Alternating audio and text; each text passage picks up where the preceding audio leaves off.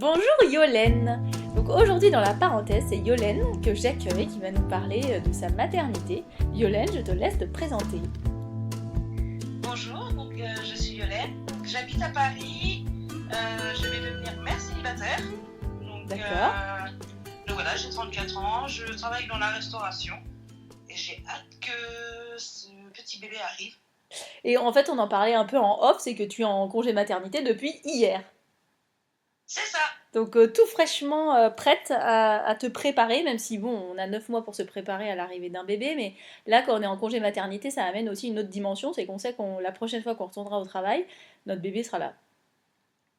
Oui, et donc du coup là c'est toute la préparation, puis même se mettre mentalement aux aguets en train de se dire là je suis en arrêt, je vais avoir un bébé, dans pas longtemps le bébé arrive, ok. Il faut préparer déjà l'accouchement, Ouais. voir la crèche et tout le tralala. Mhm. Donc, et là, en fait, c'est une organisation. Ouais, c'est ça. Je m'attendais pas à ce qu'il y ait autant d'organisation, mais en fait, c'est tout prendre au cas par cas et faire. Allez, maintenant, de toute façon, il n'y a pas le choix. Hein. Oui, et alors du coup c'est intéressant ça, c'est que tu imaginais pas qu'il y avait tant d'organisation, c'est-à-dire depuis le début de ta grossesse, tu imaginais pas ça, ou depuis juste là, ces derniers temps? Non, même depuis le début de la grossesse, c'est tous les rendez-vous médicaux, c'est tout. Enfin, entre l'hôpital, la sage-femme, et encore, on me dit est-ce que vous êtes suivi ailleurs? Je réponds non. C'est Les deux, déjà assez. très bien. Les deux, c'est déjà suffisant. J'ai pas besoin d'en Ouais, avoir c'est un clair. troisième ou un quatrième. Et donc par rapport à la préparation de l'arrivée de cet enfant, oui parce qu'en fait quand même, faut qu'on le dise maintenant, c'est qu'en fait je sais le sexe de ce bébé, mais potentiellement des personnes qui vont écouter ne connaissent pas le sexe de ce bébé. Donc on va essayer de ne pas faire de gaffe. Voilà, on va voir. Sinon je mettrai un petit bip pendant l'enregistrement. Oh, faudra peut-être plus que un. Ouais, peut-être, on verra. Donc du coup, l'arrivée de cet enfant, qu'est-ce que tu as préparé aujourd'hui ou est-ce que tu en es dans les préparatifs? Je pense notamment aux achats de matériel de périculture, mais aussi dans la maison. Est-ce que tu as préparé des choses? Oui, j'ai préparé la chambre déjà. D'accord. Déjà, même avant de connaître le sexe, je connaissais déjà la couleur que je voulais, quelque chose d'assez neutre, donc un petit terracotta. Mhm. Bon, après, quand on peint, on se rend compte que le terracotta, il fait plutôt une autre couleur, mais c'est mignon quand même. Ouais, c'est ça, c'est toujours ça. Sur le pot, c'est pas forcément la peinture. Il y a les vêtements également. J'avais prévu aussi des vêtements neutres, donc du 0 au 6 mois un petit peu. D'accord, ok. Et ça, après, j'ai pas voulu acheter plus. Même on m'a dit, je vais te prendre plus, je vais t'acheter autre chose et tout ça là. Je n'ai pas voulu parce que je me suis dit, je veux déjà que le bébé soit là. Oups, que le bébé soit là. On a échappé belle. Ouais. Je veux déjà que le bébé soit là, même pour. Parce que voilà, le bébé sera métisse, donc j'ai pas envie de lui prendre des couleurs qui vont pas lui aller aussi. Mhm. Donc j'ai pas envie de. Et puis moi qui adore le verso, j'ai un petit doute. Ça va pas à tout le monde. C'est ça. Donc ça veut dire que là, tu as acheté des choses en te disant, bah de toute façon, tu vas compléter au fur et à mesure en fait. Voilà, c'est ça. Donc il y avait ces raisons-là, mais est-ce qu'il y avait aussi les raisons qui sont plus de l'ordre organisationnel, c'est-à-dire d'avoir la place pour les ranger, pour les stocker? Ou pas spécialement? Pas spécialement, même si je fais quand même du tri au fur et à mesure. Parce Mhm. que quand même, un bébé, ça va prendre de la place. Et c'est intéressant parce que tu fais du tri avant même d'avoir commencé, avant même qu'il soit là. Souvent, on entend les parents dire qu'ils font du tri, tu vois, quand les enfants grandissent, ils trient les jeux, ils trient les vêtements. Non, toi, t'as déjà commencé à faire du tri. Donc t'as trié quoi? J'ai déjà commencé à faire du tri, déjà dans mes vêtements à moi. Oui. Comme ça, ceux que je gardais auparavant, en me disant, oh, je vais bien leur mettre un jour, au cas où. Là, je me dis, non. Faut rester les pieds sur terre. Tu ne rentreras jamais à nouveau dans ce jean. Tu me le vires. Et donc, du coup, ça te permet de faire de la place pour le bébé qui arrive alors. Là, voilà, pour après pouvoir rajouter des vêtements, pour après voir pour l'été, pour le printemps, pour l'hiver, pour les tenues grotesques que je vais lui mettre à Noël. Super, c'est déjà prévu, ça. Le bébé est ravi. Je l'entends de là, il est très content d'avoir des super pulls moches de Noël. Ou un petit renne, c'est mignon. Ou un petit lutin, je sais pas, je me suis pas encore décidée. Ok, donc ça c'est tout le côté vêtements. Au niveau du matériel, oui. Tout ce qui est savoir où est-ce que je vais le ranger, comme la baignoire, parce que, comme j'ai dit, j'habite à Paris, j'ai un appartement bon, pour Paris qui est très bien, un appartement de 37 mètres carrés avec, j'ai de la chance, 2 pièces. Après, c'est un vieil appartement, c'est-à-dire haut sous plafond, mais les pièces, elles sont petites. Oui. Et on en parlait juste avant. En plus, là, tu es en train de revoir parce que ce qu'on se disait, c'est que c'est vrai, dans ces anciens logements, il n'y avait pas de plafonnier, c'est-à-dire qu'il y a un interrupteur, mais qui ne donne pas sur un plafonnier. Il n'y a pas de fil électrique qui a été passé. Donc, en gros, tu peux pas allumer la lumière. Donc, tu as deux options. Soit, comme tu as fait, tu refais passer un fil. Voilà, ça peut être très esthétique de trouver un fil soit coloré, un fil sympa, un peu en suspension. Ou alors, non, mais il y a même trois options. Ça, c'est la première option. La deuxième option qui existe, c'est aussi les ampoules connectées. Donc, ça veut dire que tu peux juste accrocher un luminaire, une ampoule connectée. Tu peux même mettre ton interrupteur sur le mur. Et de ton interrupteur que tu as accroché à ton mur, tu peux connecter à l'ampoule. J'ai découvert ça il n'y a pas si longtemps. Et la troisième option, c'est de mettre, tu sais, des pieds en arc de cercle, en fait, qui reviennent au milieu de la pièce. Tu vois, tu mets le pied dans un angle et ça revient. Ça, j'y ai pensé, mais le problème, c'est que là, pour avoir un bel éclairage dans la pièce, parce qu'en fait, la chambre est plus grande que le salon. Oui, bah ça, c'est pareil, souvent, c'est... Ouais. Et donc, du coup, le problème, c'est que ça va pas donner, en fait, la lumière que je veux. C'est-à-dire, soit elle va être trop proche au niveau du lit du bébé, ou elle va être trop... même pas assez haute, et donc, du coup, je vais pas voir comme je veux. Oui, c'est pas la juste hauteur. Ouais, je vois ce que tu veux dire. Ok. Donc, désolée, du coup, je t'ai coupé, je t'ai parlé de ça. Il y a un truc que j'ai découvert aussi, c'est la grosseur de la baignoire pour bébé. Oui. Donc, du coup, c'est quoi que t'as acheté? Qu'est-ce que t'as pris? C'est ma soeur qui a voulu me l'acheter. Puis moi, vu que je suis plutôt seconde main pour les trucs comme ça, même pour les vêtements, sincèrement, les vêtements de bébé, à part la literie où j'ai tout pris neuf, c'est le seul truc que j'ai pris neuf. Après, pour les vêtements bébé, c'est du seconde main. Le lit, c'est le lit de ma nièce. On était bébé. Donc, voilà, c'est réellement... Très bien. Et donc, elle avait trouvé ça par la base sur... parce qu'elle habite en Vendée. Donc, elle avait trouvé ça donc, sur Vinted. Et du coup, elle me l'a prise, elle me fait non mais t'inquiète, ça va aller, elle est pas si grosse que ça. Je la regarde, alors elle est dans la salle de bain, j'ai réussi à la mettre dans ma salle de bain qui est la taille d'un placard. Ok. C'est vraiment un placard, même les dressings sont plus grands. Donc j'ai réussi à la caser là et les pieds sont dans la cuisine. Ah ok. En fait, je peux pas tout stocker en même temps. C'est génial, c'est génial. Déjà, les appartements parisiens sont assez rigolos parce que tu peux faire pipi, te brosser les dents et te doucher en même temps. Bon bah là, tu prendras l'enfant se prendra sa douche entre la cuisine et la salle de bain quoi. Ah bah dans la cuisine je pense. Oui, ça finira dans la cuisine. C'est juste que je vais balader la baignoire. C'est une baignoire pliante ou pas?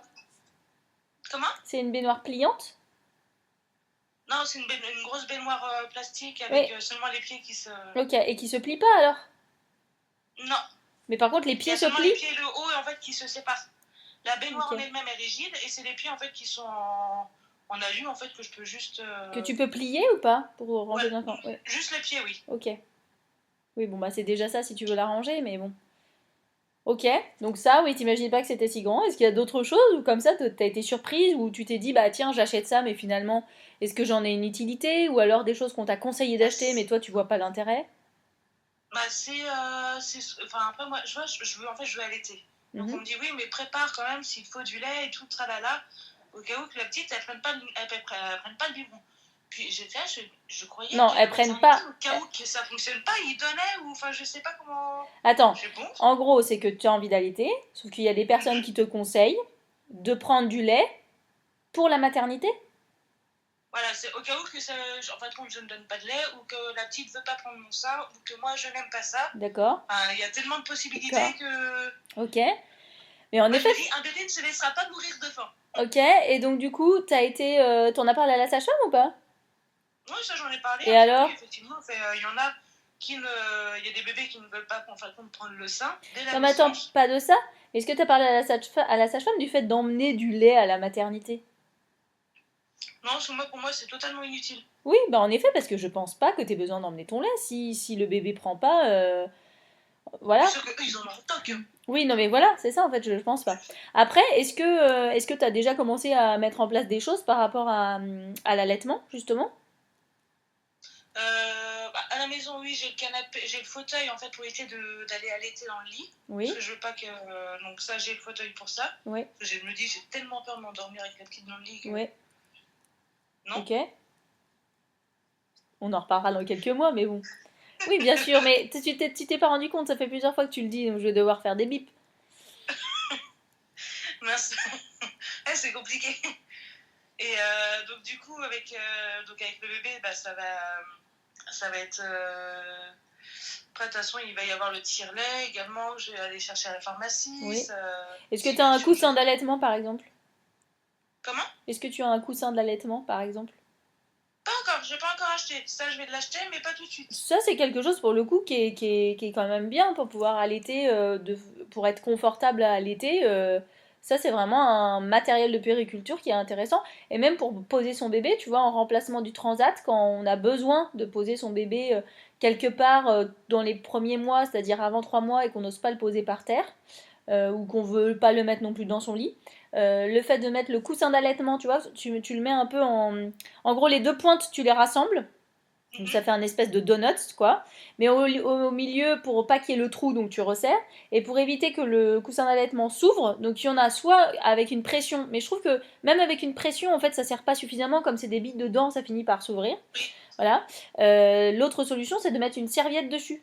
Donc tu mets une serviette, comme ça, même si en dessous, bah, le coussin bouge un peu, le bébé va pas tomber entre les deux, parce qu'il y aura la serviette.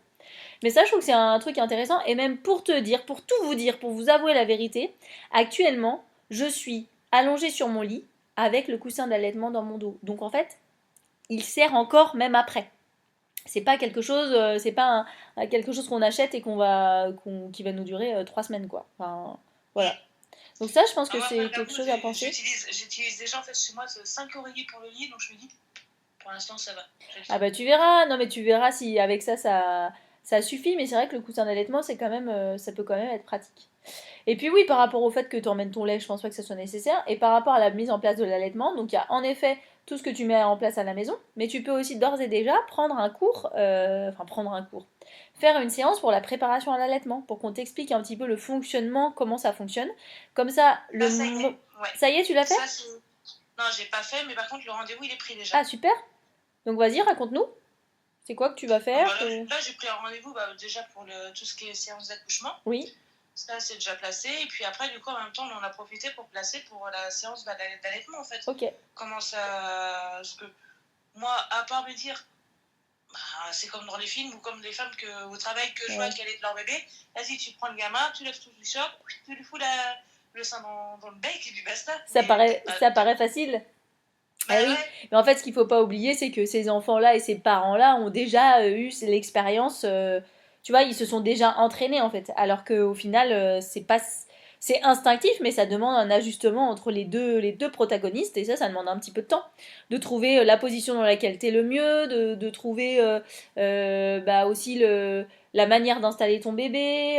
Peut-être que ça va être plus facile d'un côté que de l'autre. Donc, pour le coup, le fait de faire une préparation, un peu comme une préparation à l'accouchement, bah là c'est une préparation à l'allaitement.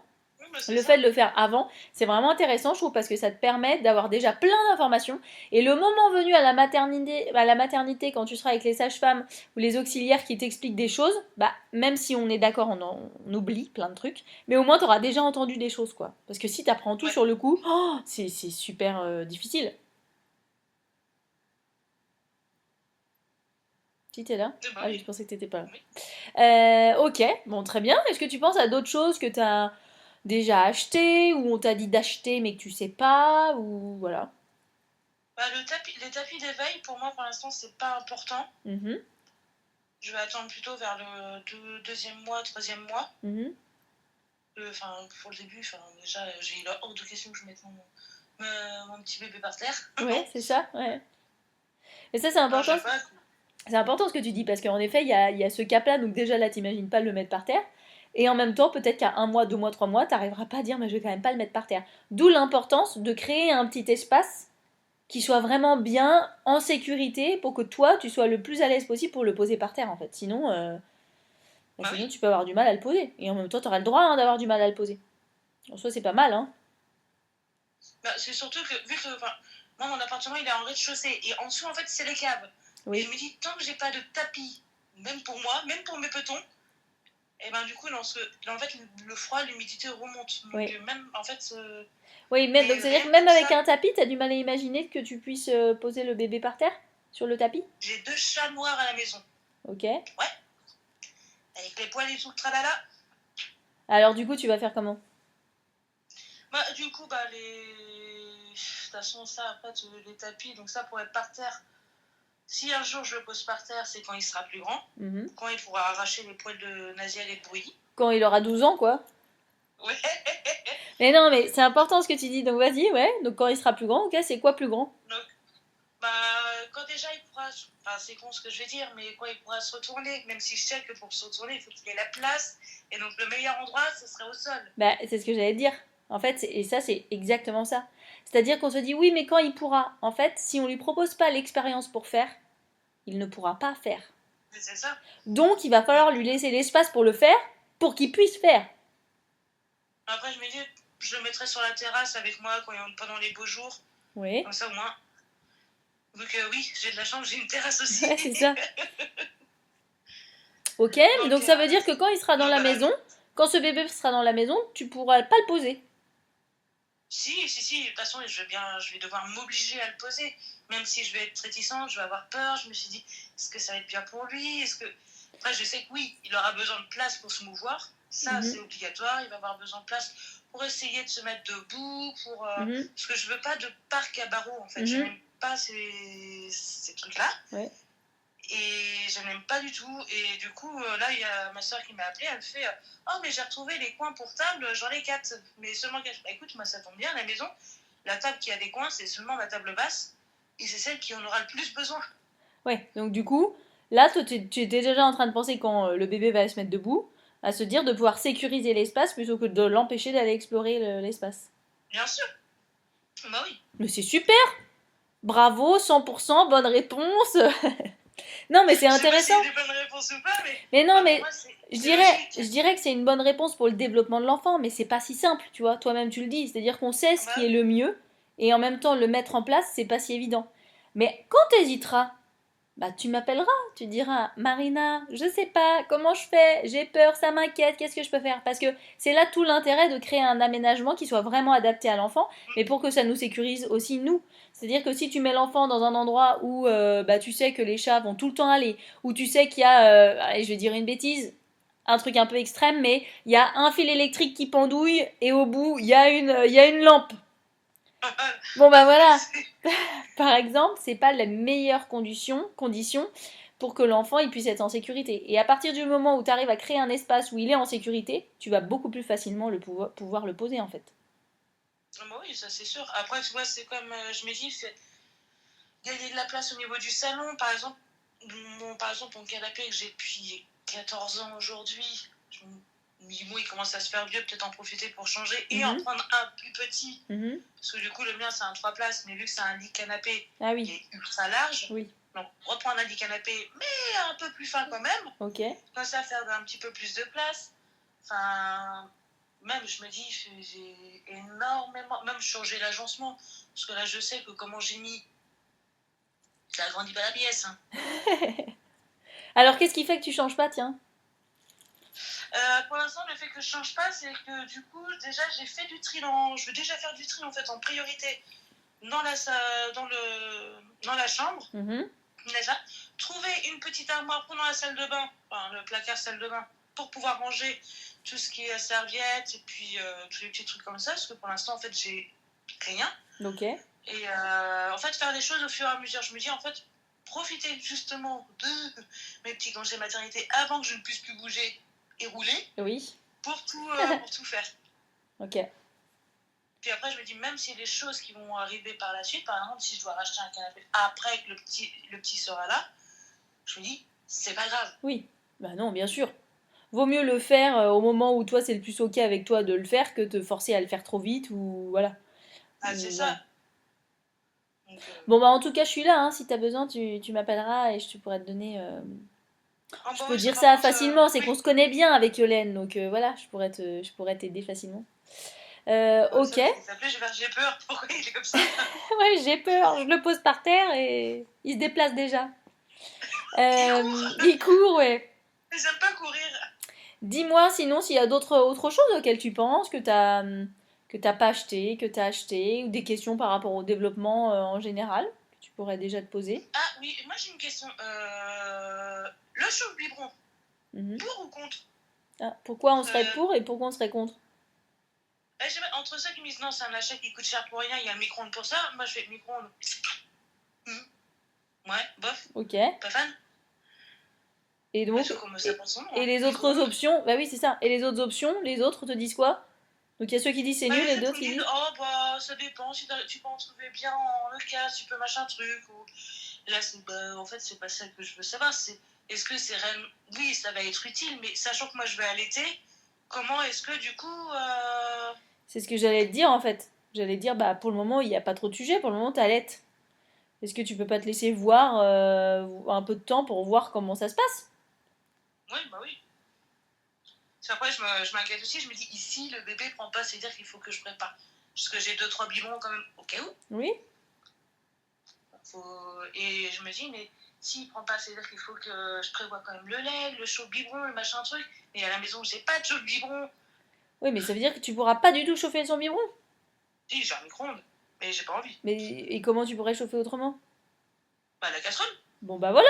Donc au pire de toute façon t'auras, tu vois, t'auras des Oui, solutions en fait. Enfin, je pense que à partir du moment où c'est pas un choix initial de donner le biberon et que toi pour le moment tu fais le choix d'allaiter, investir dans quelque chose que tu sais même pas si ça va être une option. oui. En effet, Oh enfin, non. d'un point de vue écologique, c'est peut-être pas dans ce sens-là qu'il faut le penser. Peut-être attendre, de voir, et en te disant que de toute façon, s'il y a un problème, tu pourras chauffer un biberon dans une casserole. Non, bah oui, ça c'est clair. Parce que Et donc, dans les bon, micro-ondes, je tu suis pas une verras. grande fan. Ça, tu verras après, du coup. Ça, après, oui, pour les plats préparés, ce sera ça. Ouais, non, mais tu verras après comment tu t'organises, quoi.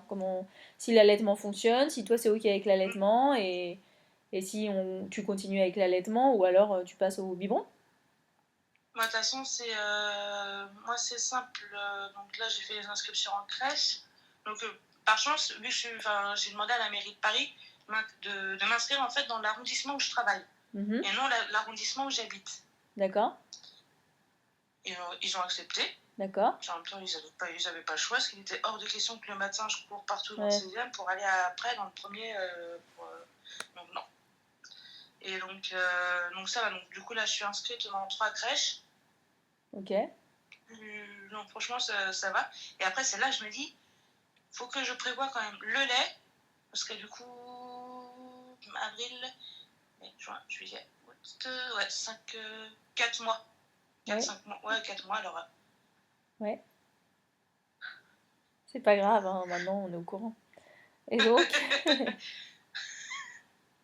Donc 4 mois, et puis du coup, voir au niveau des biberons, l'organisation, enfin même au niveau du tirage du lait. Donc ouais, peut-être du coup commencer, enfin entre le deuxième et le troisième mois à donner, à arrêter l'allaitement au sein, mais continuer le tire-lait et une partie en fait au lait pour que ce soit plus pratique. Parce qu'au travail, je ne pourrais pas tirer mon lait. Faut que là-dessus, il faut être. pourquoi tu pourras pas? Ah non, je pourrais pas du tout. On n'a pas de. En fait, nous, moi en restauration, j'ai pas le restaurant où je suis, il n'y a pas de salle de repos. Le seul endroit où il y a les toilettes. Et sinon, je me vois mal tirer en plein milieu du restaurant Ouais, mon lait. ok. Et toi, avec l'idée de se dire que l'allaitement, il ira jusqu'au moment où elle va aller à la crèche, où le bébé va aller à la crèche, c'est ok pour toi ou pas?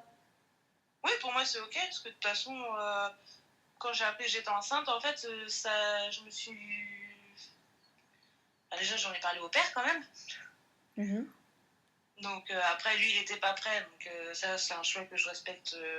Et je le remercie de m'avoir dit tout de suite clairement qu'il n'était pas prêt, plutôt que de faire comme beaucoup font, s'oblige, Oui, alors que oui, à rester et ils, puis ont, après à partir. ils restent et, en fait, et après ils partent. Donc non. Donc merci beaucoup le cher papa. Et donc du coup là, je me suis dit, donc il faut que je m'organise. Oui, Donc ça, en fait, c'est aussi une organisation à prendre et bien à sûr, décider. bien sûr. Bien sûr, mais Même si pas. c'est clair, j'aurais voulu jusqu'au 1 an pouvoir l'allaiter, enfin si possible. Après, je me dis, il faut rester logique, il faut rester honnête, ça ne sera pas possible.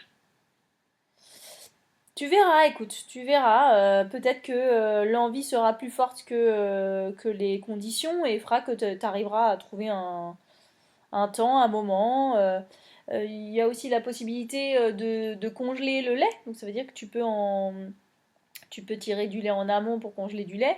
Donc ça veut peut-être dire que tu aurais moins besoin de tirer dans la journée, tu vois, j'en sais rien. Parce que ça sera assez tôt quand même dans la mise en place de l'allaitement. Mais ça, faudra que tu puisses être bien accompagné pour voir. Parce que je sais pas si ça serait impossible, tu vois.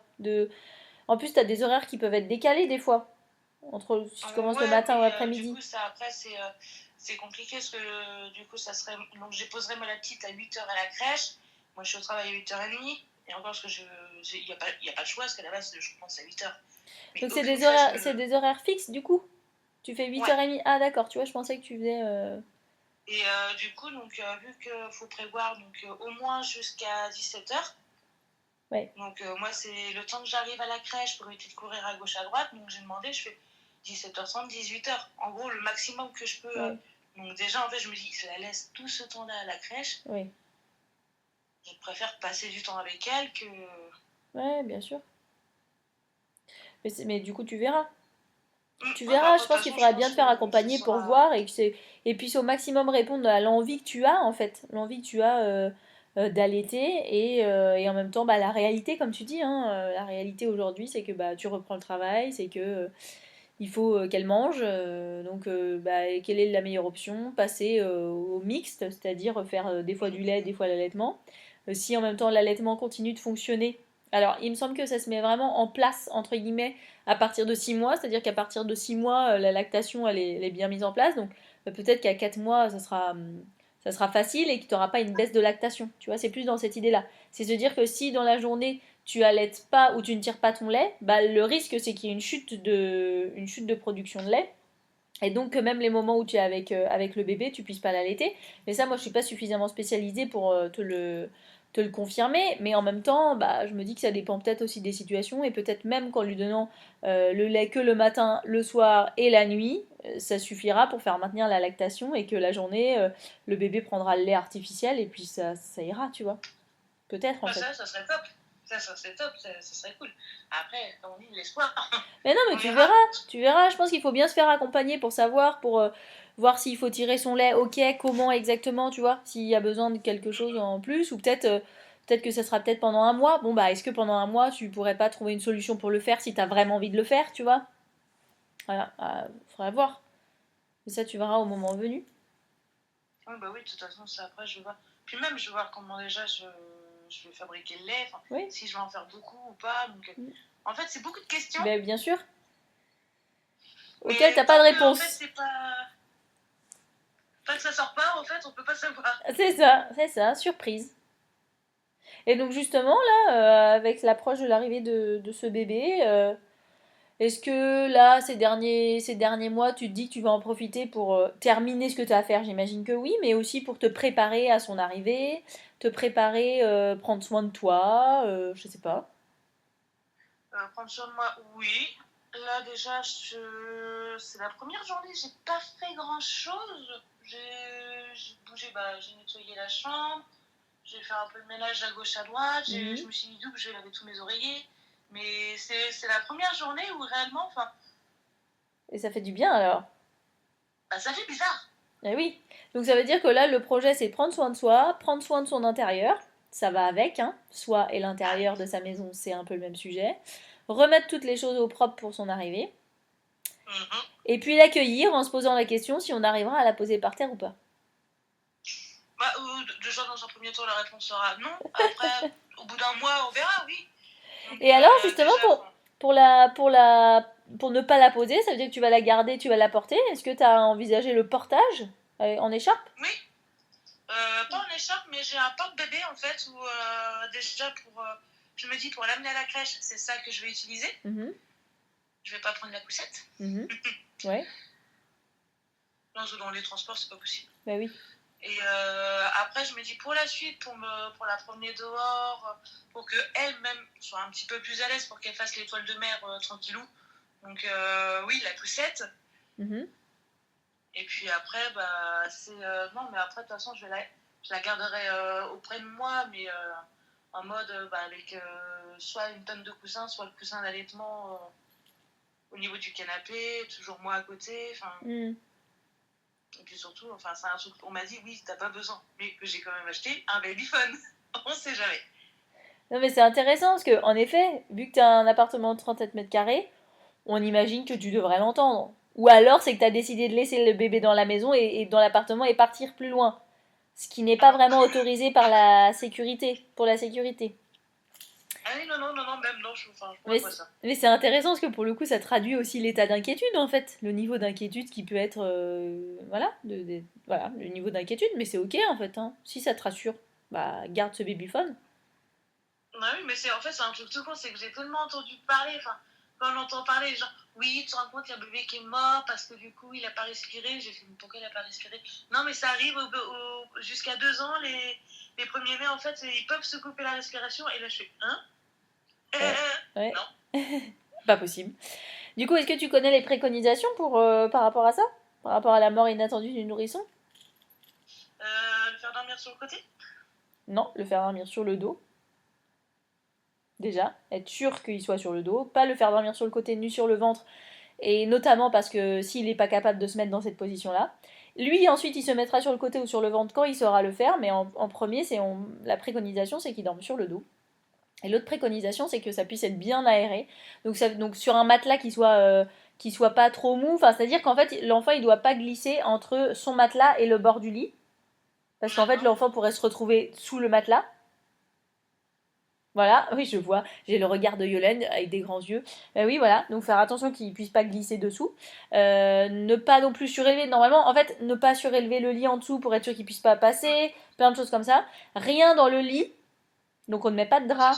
On ne met pas de doudou. On ne met pas les milliards de peluches qui ont été offertes par des milliards de personnes qui continuent à offrir des peluches alors que c'est pas préconisé pour les enfants. Donc on met rien, mis à part le doudou, pareil, le doudou faut que ça soit quelque chose qui soit quand même pas trop imposant pour l'enfant. Il y a ça, et le fait que ça soit bien aéré, et notamment que le tour de lit, qu'il n'y ait pas de tour de lit. Donc toi, tu m'as montré déjà la chambre, donc toi, tu as c'est pas un tour de lit, du coup, que tu as, c'est des petits...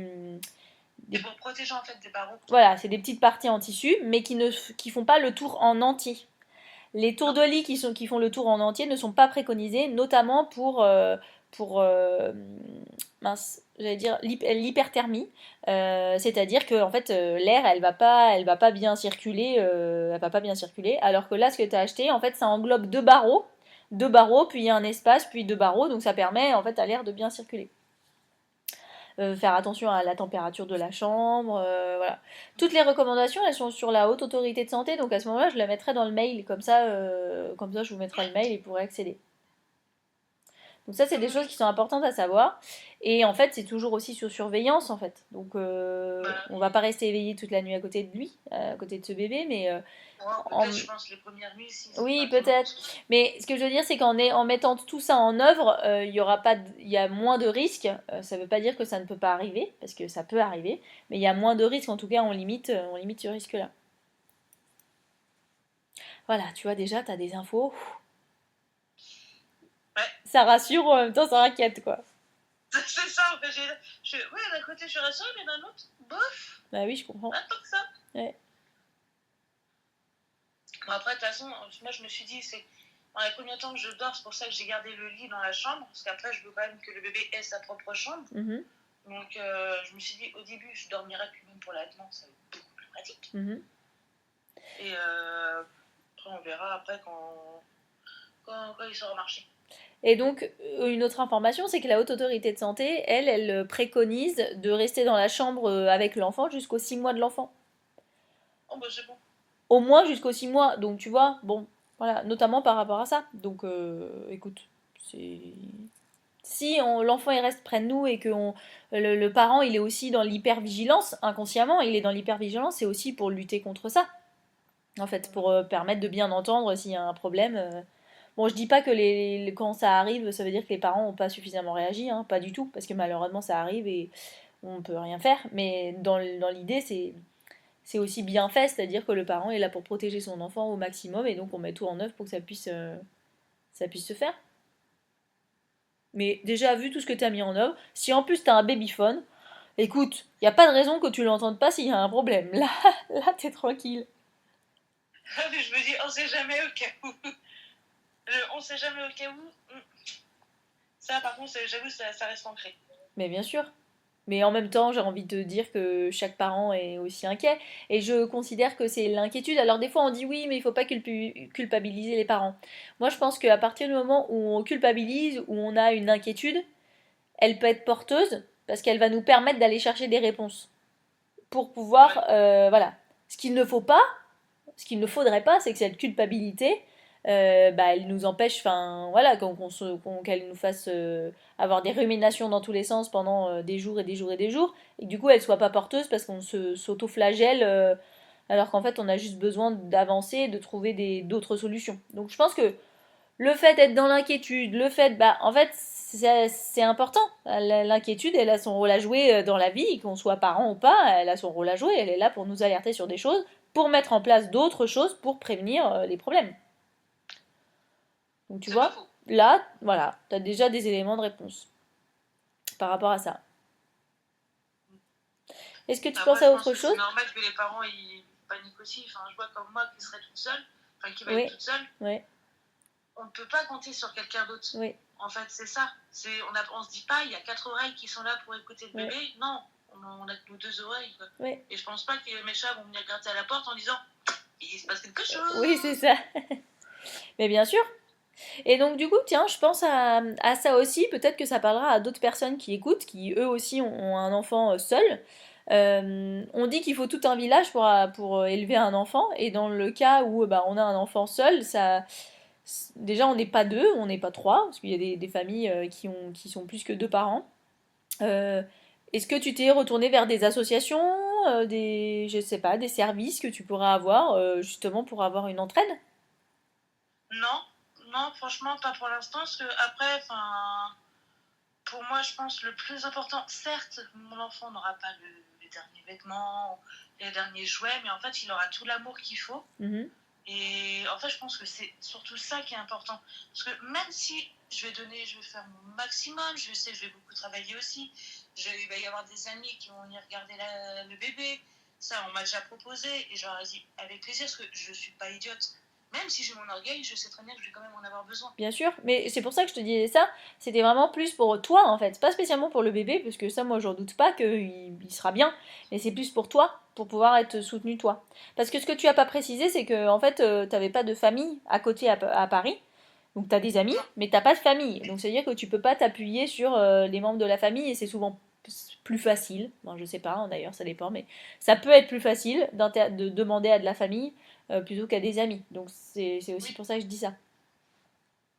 Mais non, c'est vrai que sur Paris, oui, j'ai. Bah, enfin, toute ma famille est dans l'ouest, donc une partie dans l'est. Donc ça va être compliqué de faire 5 heures de route en disant tu peux me garder J'ai une pour le week-end, s'il urgence, te plaît. ouais, c'est ça. Alors par contre, du coup, je vais te donner un autre service qui pourrait peut-être t'aider et je le mettrai aussi dans le mail. En fait, ça s'appelle Maman Cadeau. Est-ce que tu as déjà entendu parler de ça? Non. Non.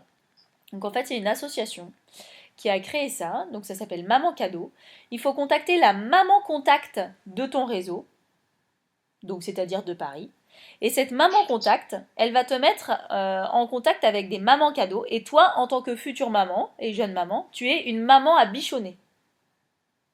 D'accord? Et donc en fait, tu dis voilà, moi j'accouche telle date, mon accouchement est prévu à telle date, j'aurai besoin de ça, de ça, de ça, de tant de personnes qui passent me voir.